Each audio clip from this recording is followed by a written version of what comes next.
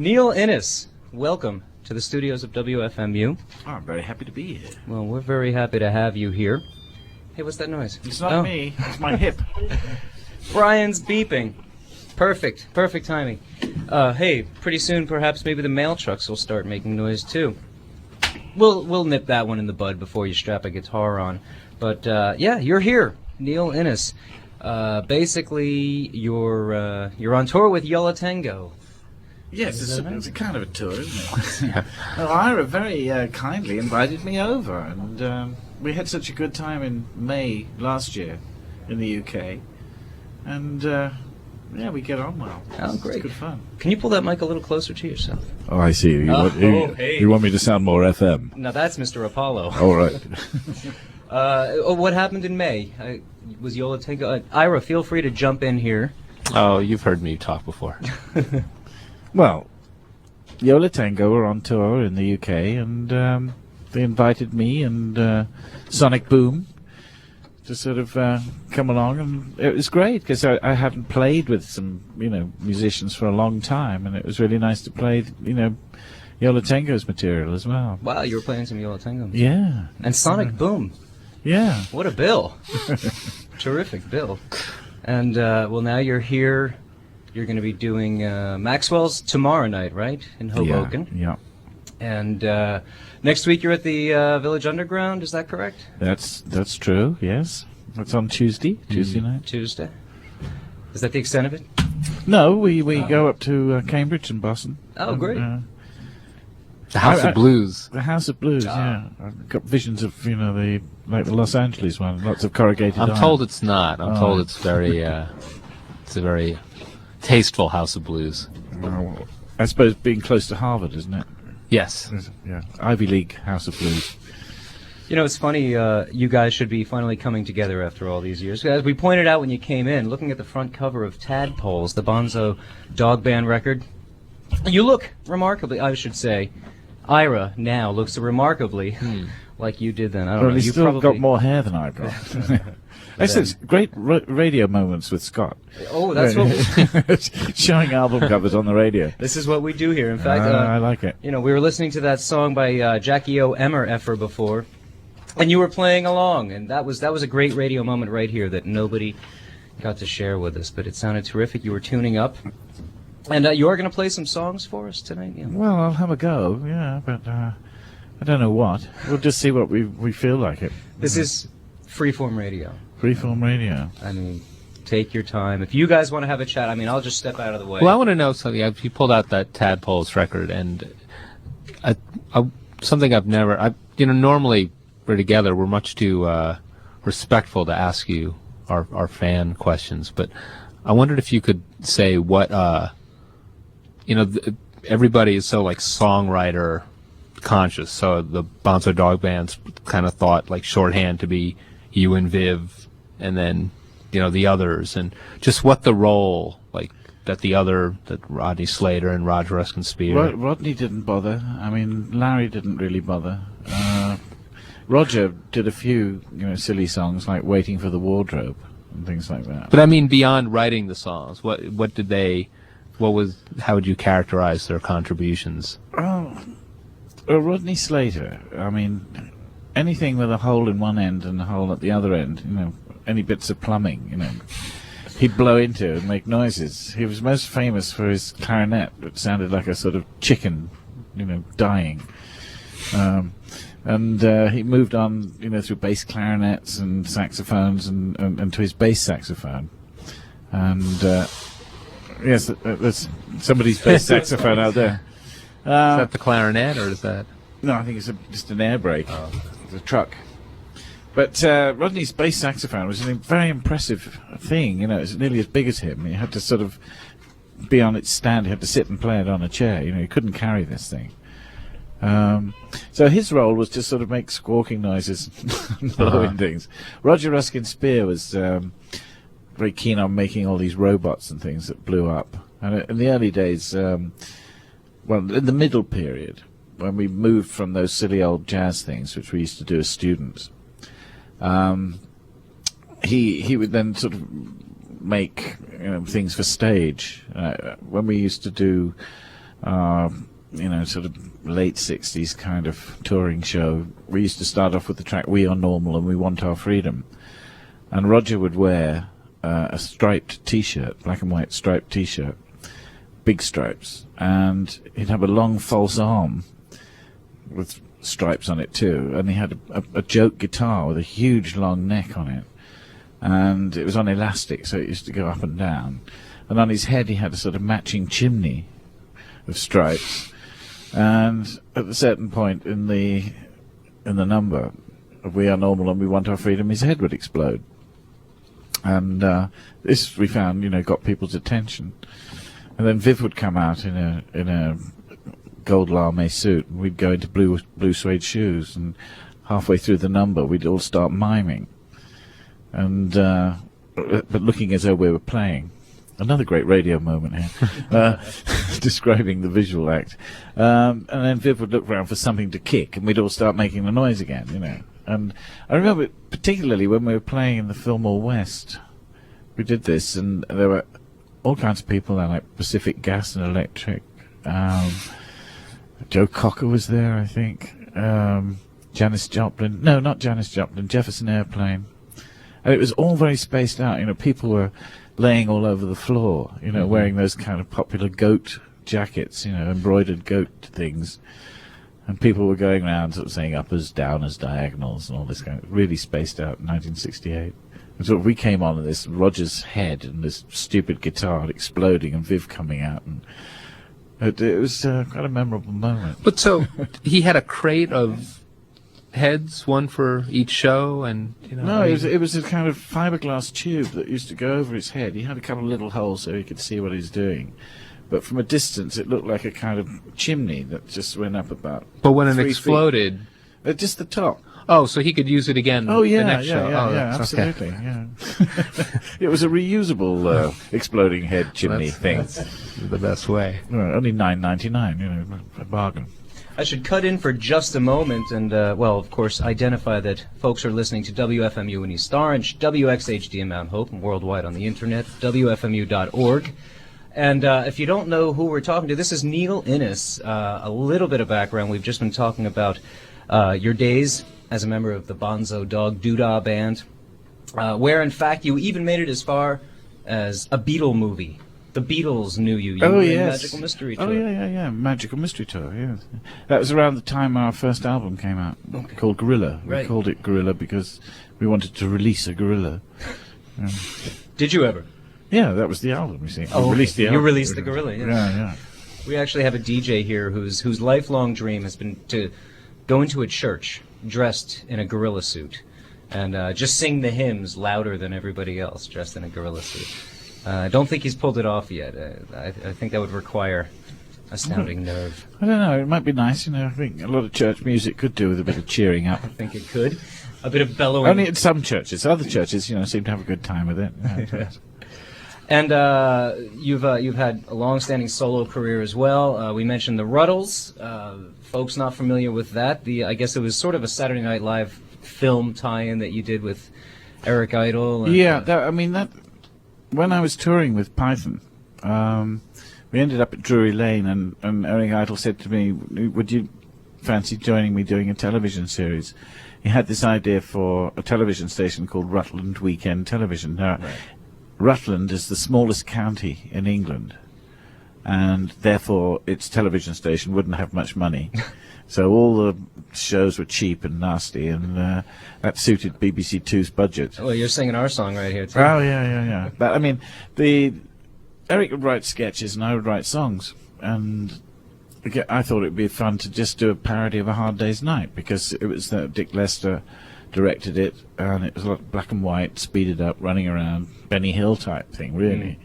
And so that's a cheap laugh. So I wrote the kind of song that was, it wasn't particularly Beatley, it was just kind of, knuckly down, and a kind of joke list lyric, really. I feel good, I feel bad, I feel happy, I feel sad, You're the cream in my coffee, you're the salt in my stew, But anyway, the middle eight was more interesting. But anyway, that's the song we did. And we did it, and Eric changed the name to the Ruttles. And he also had an idea for a sketch where a documentary maker who was so boring, the camera ran away from him. Right. But to cut to the chase and knock that cassette over, Eric Idle hosted Saturday Night Live, and around that time, somebody was offering $20 million to get the Beatles together for 20 minutes. Oh, I thought it was 3,000. No, somebody really was offering to get the Beatles together. Lorne Michaels were offering 3,000, right. and they got George on there. Said, George, this will all be yours, They said, well, all for me. He said, no, you have to share it with the others, but you don't have to tell Ringo, those kind of jokes. Right. And they said, well, we got Eric Idle to host the show because he said he could get the Beatles together for $300. And anyway, we gave him the money, and we went back to England, and we were getting concerned, and we rang up, and we said, have you got the Beatles together? And it must have been a bad phone line because he hasn't got the Beatles, but he's got the Ruttles. So they showed the Ruttles, and then the mailbag, and everybody just got in on the joke. And so Lorne Michaels went downstairs and got the money to make All You Need Is Cash, Amazing. The story of the Prefab Four. And in a way, it was a kind of official, semi-official biography of the Beatles, really. It was the pressure on them to get back together again was getting a bit silly, so something sillier had to be done. Right.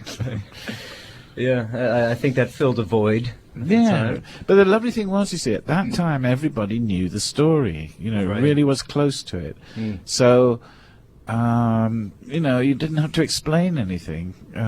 The script wasn't really scripted. It was just sort of knocked out in a kind of chronological way. And yet you recognized everything. Of course you did, if you knew the story. I mean, funnily enough, now we get to the point where, some people, kids and things, really like the Ruttles music, and they probably don't know the Beatles story, and they don't know some of the, connections with it. But it's interesting they just like the music anyway. I think Ira might want to jump in here. Speaking of kids and the Ruttles, you're some kids coming to the show this weekend? Oh yeah, we got a lot of Ruttles fans in our extended family. The 8 years old and already into the Ruttles, huh? Well, I've been coming to some Beatle fests over here. Oh yeah.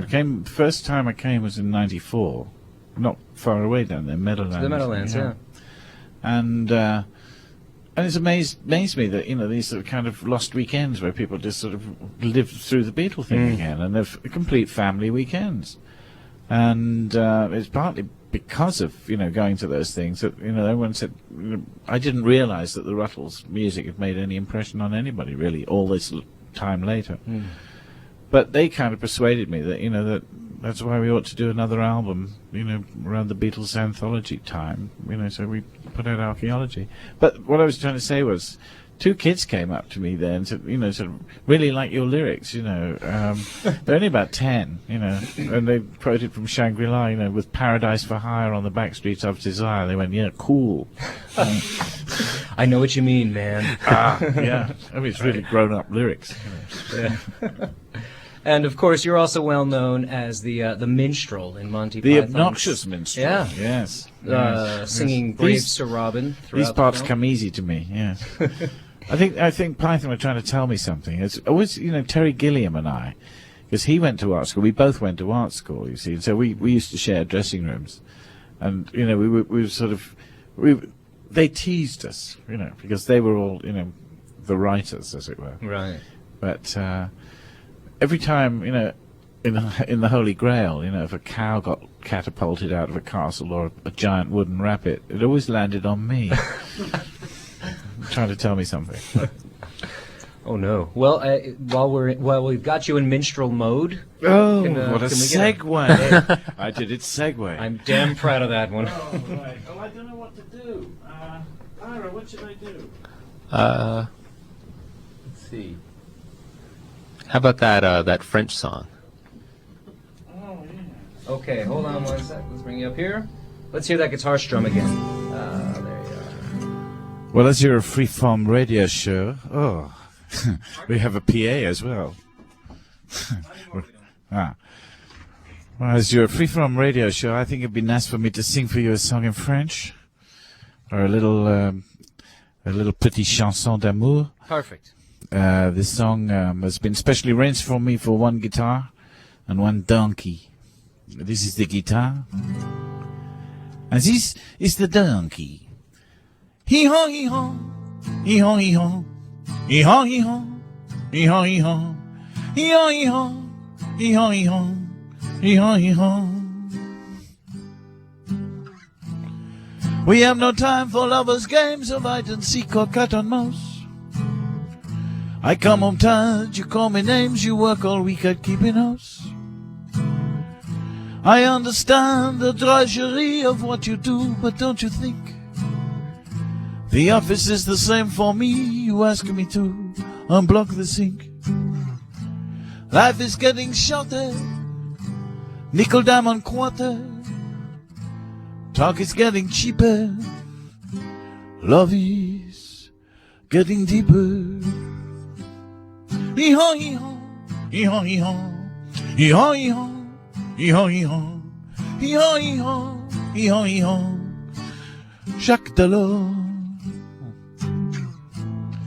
I get to work under the sink, I bang my head, the spanner slips. I cut my hand and wish I had a drink, but curse instead the water drips. You nag at me, I raise my voice, the baby's toys are on the floor. You say be quiet, I have no choice, the slightest noise disturbs next door. Life is getting shorter, nickel diamond quarter. Talk is getting cheaper, love is getting deeper. Hee-haw, hee-haw, hee-haw, hee-haw, hee-haw, hee-haw, hee-haw, hee-haw, hee-haw, hee-haw, hee-haw, hee-haw, Saint-Tropez. The kettle boils, the baby cries, I pick him up, his little teeth are coming through. I dry his eyes, you break a cup, and underneath a kitchen light, your pretty face is close to tears, and so my heart goes out to you. As we embrace, love reappears to play its part. Life is getting shorter, nickel diamond quarter. Talk is getting cheaper, love is getting deeper. So now why don't you at home sing along with me? Hee-haw, hee-haw, hee-haw, hee-haw, I can hear you. Hee-haw, hee-haw, hee-haw, hee-haw, hee-haw, hee-haw, hee-haw, hee-haw, hee-haw, hee-haw.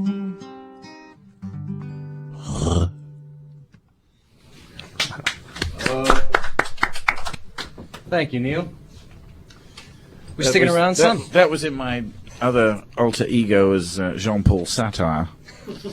Every time I interview somebody, Jean-Paul Sartre comes up somehow. Last time it was Blix the Bargeld smoking the Jean-Paul Sartre inspired cigarettes, and now you've summoned the ghost of Jean-Paul Satire. Mm-hmm. Thank you. That was Love is Getting Deeper? Love is getting deeper, yes. Terrific. You guys want to chat some? I got something to do over here. I have a serious question to ask you. Is that right? Can I move off this squeaky chair first? Yeah. No. Yeah. On Okay. the Ruddles archaeology record, there's remakes of some of the songs from solo records and No, not really. Shangri-La. Oh, I see what you mean. Yeah, I mean that's New a song. versions of- Yeah, I mean the first Ruddle album was really designed as a screen.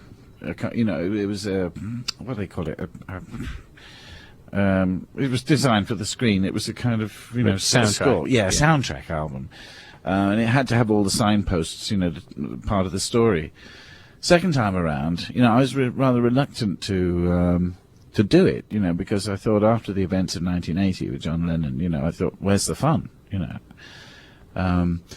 But I did go down, and I've been in contact with George Harrison over the years, and I asked him what he thought, and he said, well, you should do it, it's all part of the soup. And so I played him some of the songs, and he was sort of sitting listening to them, thinking, well, what's this one supposed to be? Mm-hmm. And then he suddenly went, these are your songs, aren't they? And I said, well, yeah. He said, well, don't be shy, do them like that. So in many ways, some of the songs on Archaeology are sort of my songs, but done in given a Ruddle treatment. And so Shangri-La, actually, I did on Saturday Night Live many moons ago, before we did the Ruddles. And I also did a bit of what turned into be the Let the Good Times Roll. Good Times Roll. That like Ice in a Drink, Invisible Ink, or Dreams in. I know I did Cheese and Onions on there, didn't I? I did Cheese and Shangri-La. Yeah, I did Shangri-La on there, but I think I did Cheese and Onions on Saturday Night Live because it got quite silly because somebody, the New Musical Express is a kind of UK-based music magazine. They rang me up and said, we've got a Beatle bootleg album and there's a Ruttle song on it. I said, well, what is it? Well, what have you got to say about it? I said, well, hang on, give me, and they played it to me over the phone. I said, that's me, that's come from Saturday Night Live. So yeah, that song, another one, Eine Kleine Middle Class of Music, I'd written, because it's something that I wanted to do, and I was doing that live. Joe Public was another one, and so, I mean, this is the thing. I mean, when does when does a band become a kind of a Beatle band? Like Oasis are known for admiring the Beatles and sort of being influenced by them. I'd like the word ruttle to be considered as a verb. To ruttle. It should be in the dictionary. Ruttle, VT, verb transitive. To ruttle means to copy or emulate someone you admire, especially in the music business. And in that way, the Beatles themselves were ruttles because in the early days they wanted to be Gene Vincent's, Eddie Cochran's, Elvis Presley's. That's the way music works. People copy their heroes. It's only an extension of children copying their parents. You go. If you haven't got a hero, you're not going to get anywhere in music. Something's got to fire you up to get you going. So all the Ruttles are doing is just being very open about it and saying, well, you can take any song and play it in this style. And when I wrote the first Ruttle songs as well, I knew if I'd listened to Beatles songs, I'd be sunk. I'd be overwhelmed. So I tried to think of all the different sorts of songs they wrote, and where was I when I heard them? And that's another thing about why the Beatles are so good. They kept changing. They just didn't stick to one thing and do it, So there's always being inventive. So there was lots of fun to sort of, once I'd written the songs, then to listen to the production. And that was the education, because you listened harder than I'd ever listened before. You can hear little bongos working away on some of the early stuff, busy little bees they were, along with George Martin, the fifth Beatle.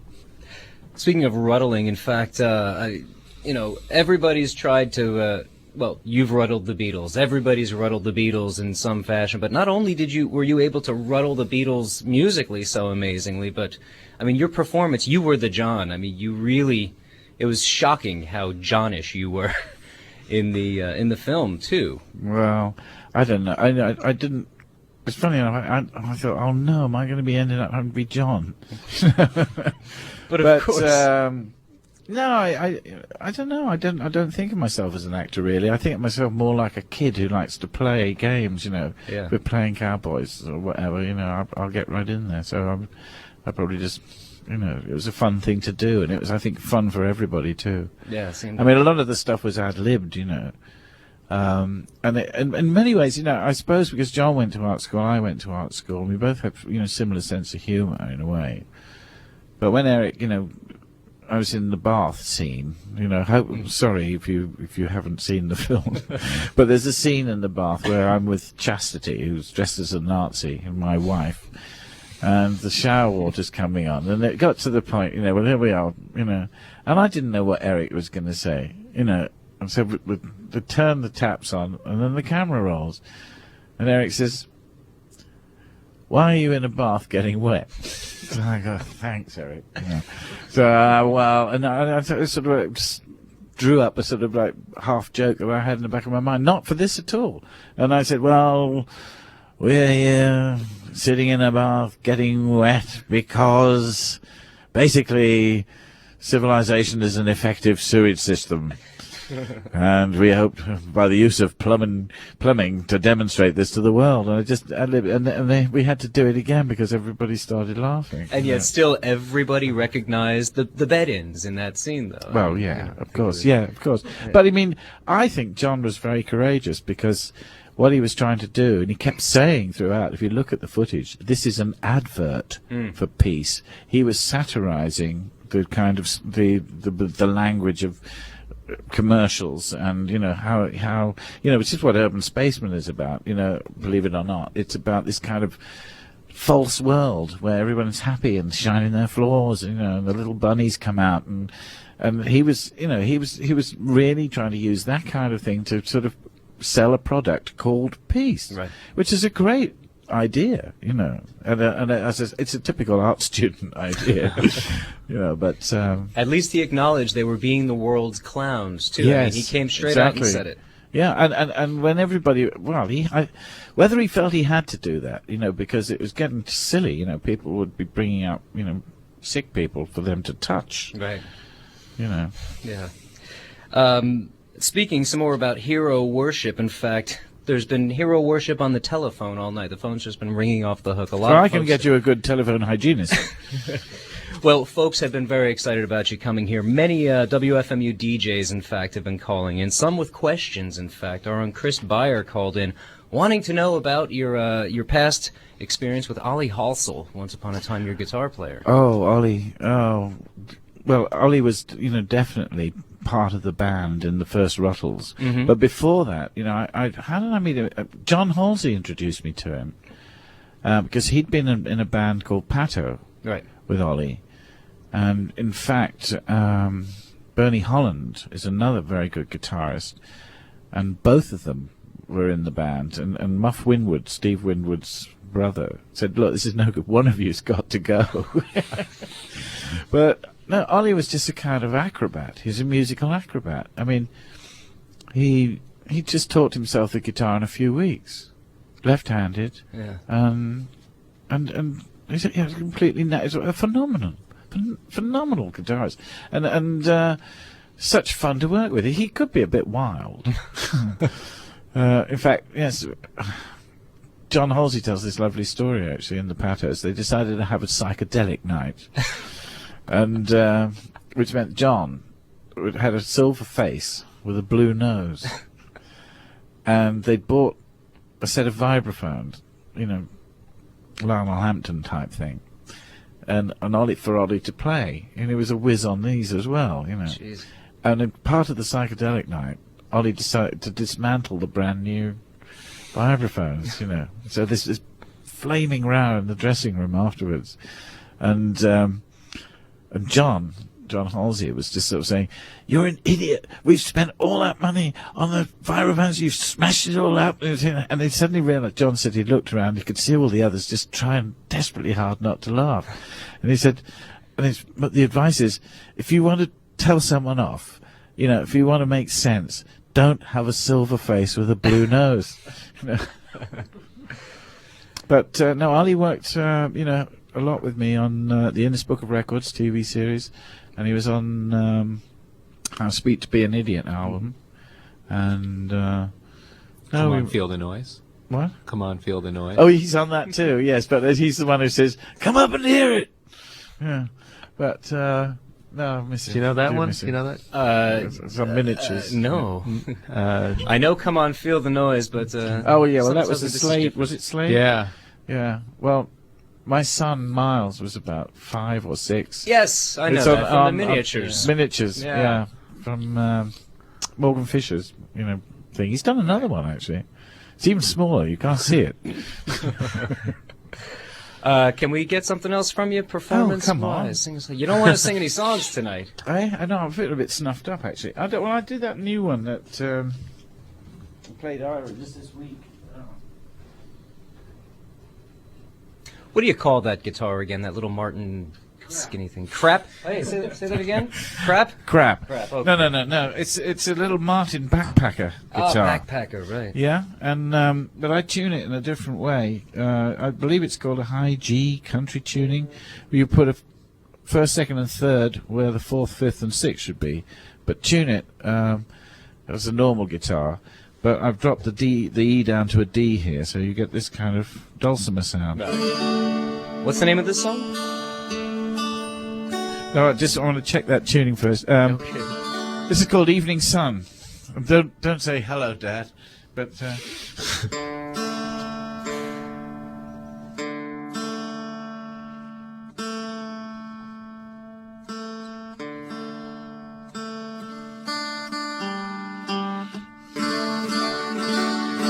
Yeah, I've been writing some new songs lately, so this is one of the new songs. And I suddenly thought, I was looking at a book of haiku, which is that sort of Japanese poetry, which has 17 syllables, and it has to be in the present tense.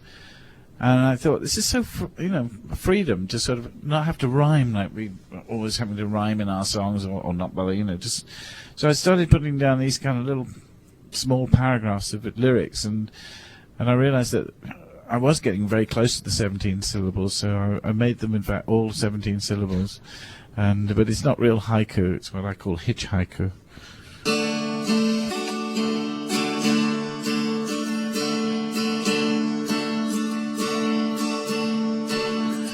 I'm standing on a station platform, enjoying the evening sun. How it shines on the tracks and on the backs of other people waiting. In my mind's eye, I suddenly become one of the small summer birds that are dipping and swooping so freely under the evening sun. The trees look so different from above, not so solid, not so tall. It doesn't matter where in the world I am, under the evening sun. I see everything around me, Picasso like people waiting for trains, standing with faces too far from their brains. I see everything around me.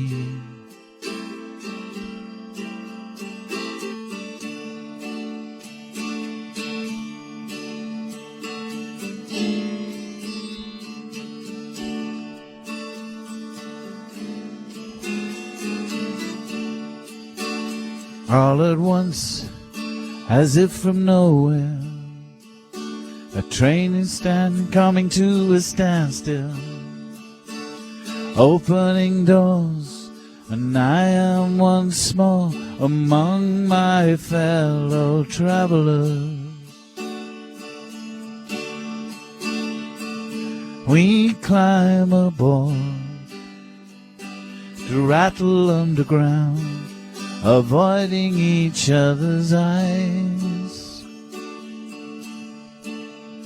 As I cling to the handrail above me, I suddenly realize it doesn't matter where in the world I am, under the evening sun.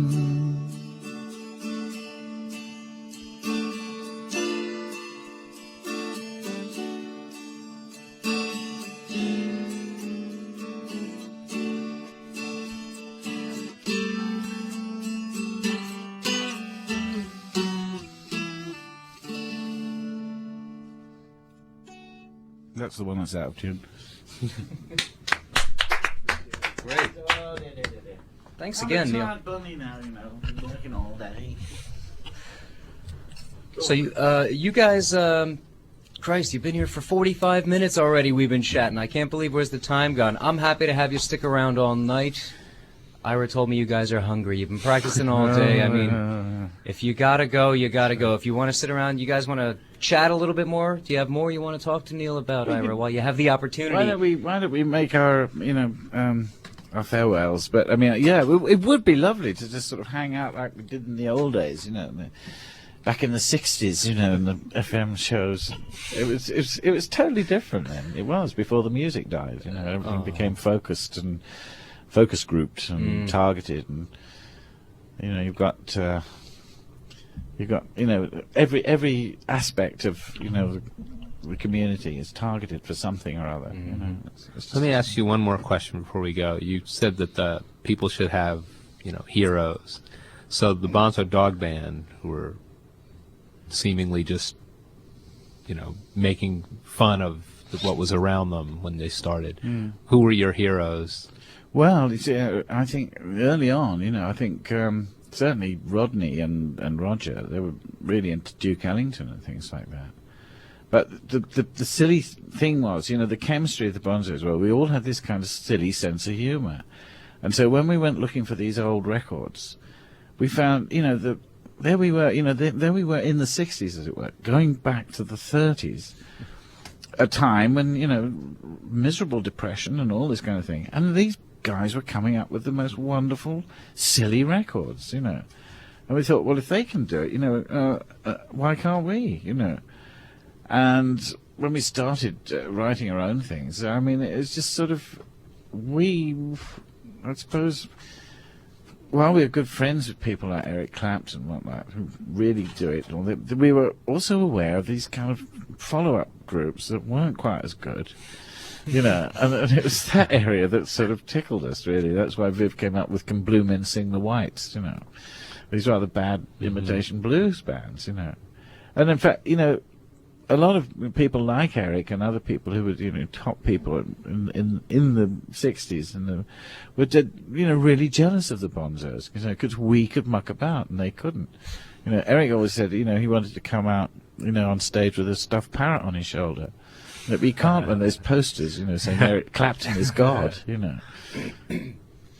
Well, that's WFMU too. Actually, you talk about radio nowadays. Everything is niche marketed, and we are the exception to that rule. In fact, you noticed before we did listen to a record out groove just go for about 2 minutes. We can do that. We can well, power to you, Scott. I wish you all the best, because this has got to come back, and people have got to sort of find out what they want for themselves. Not be treated like complete idiots. And it gets up my nose, I want to start a movement called Ego Warriors, where we swear to defend our self-esteem and respect the self-esteem of others, and to steadfastly oppose the rampant numbskullery of the mass media. Well, that's why all this without ever appearing pompous or idiotic. Now, there's the rub, right? Yeah, that's the hard bit. So I do want to thank you again, Neil Innes, for coming down and spending quite a bit of time with us tonight. We really appreciate it, and good luck on the tour you're doing with Yo La Tengo. And these are the first. When's the last time you performed in New York? In New York, probably about mid-'80s. So I don't like to overexpose. No, I'm really looking forward to it. This is one terrific town with great people. I'm really happy to be here. Thank you again, Neil Innes and Ira Kaplan, for being here with us tonight. We really do appreciate it.